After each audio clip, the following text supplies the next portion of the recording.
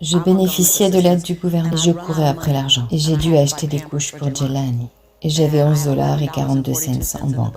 Et je me rappelle avoir enveloppé mon fils dans une serviette. Pendant 2 jours. Je me souviens du 2e jour, comme vous l'avez dit. J'ai posé ma main sur le ventre de Jelani et je lui ai dit « Maman ne sera jamais plus aussi mal que ça. »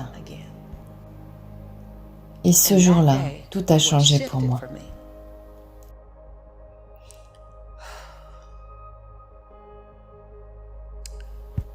J'étais prête. Et je ne sais pas si ça va vous sembler complètement fou. J'étais prête à complètement mourir, à laisser disparaître toute forme de moi, pour que je puisse donner naissance à la femme que j'étais en train de devenir. La raison pour laquelle beaucoup de gens ne deviendront pas ce qu'ils veulent, c'est parce qu'ils sont trop attachés à ce qu'ils ont été. Et vous l'entendrez tout le temps quand les gens disent « J'ai toujours été comme ça ». Ok, très bien, si ça marche pour toi, continue comme ça. Je savais que ça n'avait pas marché pour moi pendant longtemps. Je l'ai eu, Ma version du toucher le fond. alors j'étais prête à laisser tomber tout et tout le monde. Voyons une autre raison pour laquelle les gens n'y arrivent pas. C'est parce que pour eux, la porte est trop étroite pour faire passer tout le monde à travers. Parce que vous essayez de sauver tout le monde. Vous devez vous sauver en premier. Je suis beaucoup plus précieuse pour ma famille et pour ma communauté parce que j'étais prête à les laisser partir. Passer par la porte moi-même, m'enseigner à moi-même, apprendre à me conditionner moi-même et revenir les chercher. J'ai beaucoup plus de valeur pour eux maintenant, mais j'ai dû dépasser 10 ans de jugement. Tu nous laisses tomber tout le temps avec des blancs qui nous disent d'aller chercher dans ces pays fous. Je devais être prête à mettre en avant ma conviction, à être gênée de voir que nous voulions nous développer. Tout continuant à être apprécié. Je devais être prête à me sauver moi-même au risque de perdre leur approbation. Nous ne sommes pas tous comme ça. Facebook est un exemple. Nous voulons être aimés. Je me suis réveillée et je m'aime aujourd'hui, alors votre like est extra. Mon job est de m'aimer d'abord. J'étais prête à dire chaque jour, Lisa, tu t'aimes? Lisa, tu es fière de toi? Lisa, tu connais ton objectif tous les jours avant de m'adresser à quelqu'un d'autre. J'étais prête à déranger toute ma vie. Toute ma vie.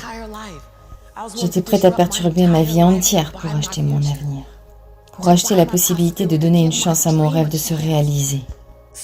Sommes-nous censés laisser nos rêves sur l'oreiller quand on se lève le matin? Sommes-nous censés les laisser à la maison? En laissant le rêve de quelqu'un d'autre se réaliser, nous ne sommes pas censés faire ça. Nous sommes capables de faire autrement. L'esprit humain ne se soucie pas de l'économie. L'esprit humain ne se soucie pas du fait que le père de mon fils est allé en prison. L'esprit humain ne se soucie pas de ce qui est arrivé à votre famille. L'esprit humain ne se soucie pas du passé, que vous ayez été maltraité, ou votre famille ait pu être brisée, ou vous ayez été trahi, ou vous ayez divorcé. L'esprit humain ne se soucie pas de tout ça. L'esprit humain dit simplement « Quel est votre plan pour demain ?» Que voulez-vous créer pour maintenir le cap? C'est votre cerveau qui doit garder le cap. Parce que votre cerveau est conçu pour vous protéger. Votre âme, votre intuition, votre esprit humain sont conçus pour vous faire monter en flèche. Quand vous arriverez au bord, votre cerveau vous dira toujours de prendre du recul.